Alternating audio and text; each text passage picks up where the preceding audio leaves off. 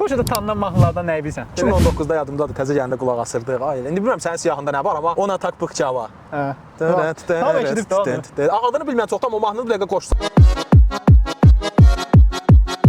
Amma bak klasında palyakını da bilmirdik nədir, indi başa Bir düşürəm. dənə var ipucu verəcəm ondan tap. İnək oynayır.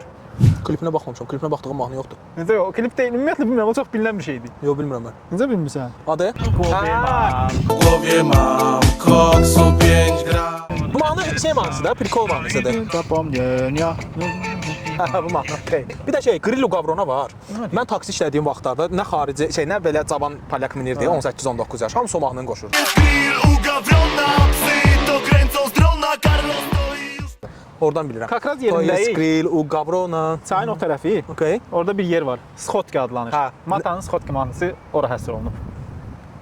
Orada yoxdur klipi də. Orada? Bir sənə də gənclərin əyləndiyi bir yerdir.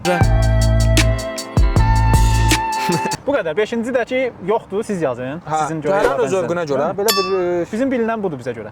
siz də bəlkə də elə bir mahnı var ki, deyəcək ki, bunu eşitmişik. Əslində var. Bu da 100% məndə var. İndi amma palyak mahnılarına nə qədər qulaq asılır, o da bilinmir də xaricilər tərəfindən. Palyak olun. Mahnılara qulaq as.